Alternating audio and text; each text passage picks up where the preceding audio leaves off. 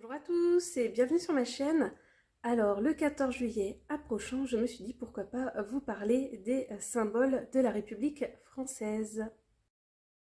Le 14 juillet, c'est donc le jour de la fête nationale.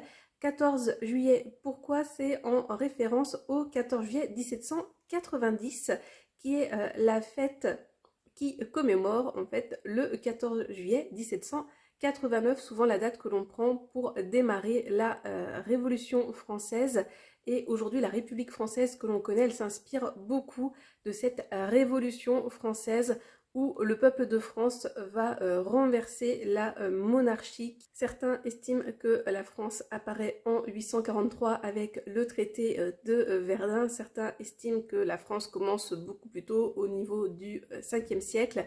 Donc voilà, 5e siècle ou 843, 9e siècle, 1789, on est au 18e siècle. En tout cas, une chose est certaine, c'est que la monarchie est installée depuis très longtemps en France, que de mémoire d'homme, on ne connaît que ça. Et donc c'est un véritable bouleversement lorsqu'en 1789, vous avez la population française qui se rebelle et qui demande plus de droits, plus de liberté. Et ces moments critiques, allons-nous dire, se symbolisent avec ce 14 juillet 1789. Et donc en 1790, vous avez une fête qui est organisée, qui commémore ce 14 juillet. Alors qu'est-ce que vous avez le 14 juillet? Vous avez à Paris un défilé en présence du président de la République, donc défilé militaire, mais aussi où vous allez avoir les pompiers, où vous allez avoir également des civils qui vont être mis à l'honneur. Vous allez avoir des chants qui vont être à réaliser. Donc au moment du 14 juillet, vous avez bien évidemment la Marseillaise dont on reparle dans quelques instants. Vous avez également le chant des partisans qui est à réaliser, qu'on appelle également le chant de la libération. Et vous pouvez avoir quelques autres chants qui peuvent être réalisés. Donc par exemple l'année dernière vous avez eu la chanson France chantée par Diane Paris, il me semble, si je ne fais pas d'erreur, qui a été créée pour l'occasion. Personnellement j'aime beaucoup la chanson, j'aime beaucoup les éléments auxquels elle fait référence, je trouve qu'elle est très bien réalisée. Je pense que je vous en parlerai dans une prochaine vidéo parce que franchement elle est intéressante pour nous. C'est la Marseillaise, c'est notre hymne national, donc notre chant national. Je vous en ai fait une vidéo il y a quelques temps de ça, quelques mois de ça, donc je vous la remets dans le petit et en barre d'informations si vous voulez en savoir beaucoup plus. Donc généralement pour la Marseillaise, pour faire vite, on chante très souvent le premier couplet et le refrain et c'est tout, on la chante rarement en entier, donc la Marseillaise, réalisée par Rouget de Lille, pareil, pendant la Révolution française. Troisième symbole de la République française, Marianne, très souvent représentée avec son bonnet phrygien, plutôt représentée par un buste que l'on va retrouver obligatoirement dans toutes les mairies. Marianne, elle symbolise à la fois la République, mais elle symbolise également la liberté, la démocratie. Donc pour Marianne, on va parler parfois d'allégorie ou de figure, puisque c'est une personne qui va représenter elle aussi des symboles, des idées. Pareil, c'est certain, Marianne, je vais vous en parler plus en détail. Généralement, Marianne, elle est assez connue grâce au tableau de Delacroix, La liberté guidant le peuple, qui est d'ailleurs très souvent utilisé dans des manuels scolaires en couverture, ou sinon que vous retrouvez très souvent à l'intérieur. Sinon, ce tableau, il est au Louvre, si vous souhaitez le voir.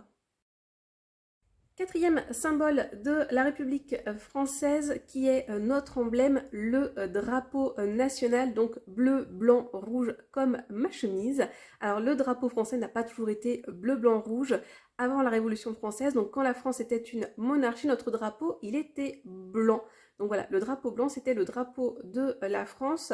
À tort souvent on croit que le drapeau français il est bleu, parce qu'on parle notamment du bleu roi, mais en fait le bleu était la couleur de la famille royale, mais le drapeau français lui était un drapeau blanc. Alors pourquoi bleu, blanc, rouge? Là aussi c'est lié à la Révolution française. Le bleu et le rouge sont les couleurs de la ville de Paris, Et donc on décide assez tôt, hein, je crois que c'est le 17 juillet d'ailleurs 1789, il me semble, on décide que le drapeau de la France doit être un drapeau bleu, blanc, rouge, le bleu et le rouge entourant le blanc. Cinquième symbole de la République française, c'est notre devise, donc liberté, égalité, fraternité. Là aussi, cette devise apparaît avec la Révolution française. Par contre, au tout début, ce ne sera pas liberté, égalité, fraternité. C'était liberté, égalité, sécurité qu'on avait au départ, enfin sûreté, pardon, plutôt que sécurité. Et donc voilà, avec le temps, la devise va changer. Et donc notre devise, liberté, égalité, fraternité, nous c'est un cas un petit peu particulier en France, mais ça correspond également aux valeurs de la République française.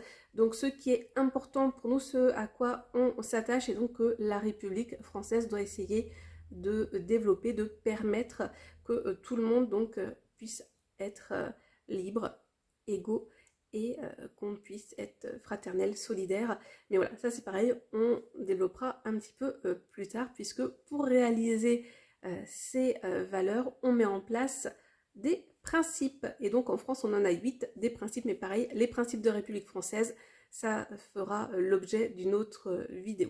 Sinon, la devise liberté, égalité, fraternité, elle est également inscrite sur les frontons des bâtiments publics, et vous retrouvez avec elle également le drapeau français, le drapeau tricolore, et très souvent également le drapeau de l'Union européenne. C'est le cas par exemple sur les établissements scolaires de Marianne aussi, hein, qui est d'ailleurs très souvent représentée aussi sur les établissements scolaires, souvent en fond et inscrit avec le drapeau français, et c'est le cas d'ailleurs sur plein de documents officiels où en fait vous avez Marianne qui est jumelée d'une certaine façon au drapeau français.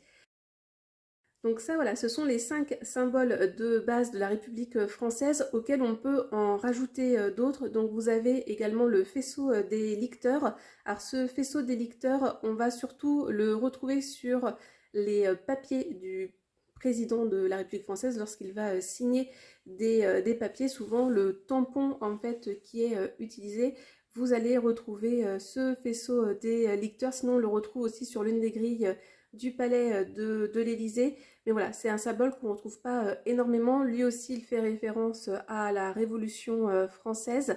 Et sinon, comme autre symbole, lui qu'on va surtout retrouver sur des maillots, par exemple, c'est le coq. Sinon, il est beaucoup utilisé plutôt pour la propagande et pour tout ce qui va être, on va dire, publicité également.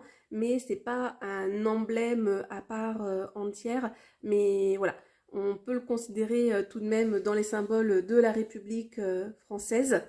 Donc voilà pour cette vidéo concernant les symboles de la République française. Et avec cette vidéo, vous savez un petit peu quelles vont être les prochaines vidéos sur ma chaîne. Alors je ne vais pas forcément toutes les faire à la suite, mais voilà, pas mal de vidéos type, on va dire, EMC à venir sur cette chaîne Madame CC. Donc si ça vous intéresse, n'hésitez pas à activer la cloche de notification pour ne pas louper les prochaines vidéos, à vous abonner, à liker la vidéo et pourquoi pas à commenter. Et sinon, comme d'habitude, je vous souhaite de passer une bonne journée, une bonne soirée ou une bonne nuit. Et n'oubliez pas, ayez confiance en vous et faites preuve de curiosité dans la vie. Allez, à plus!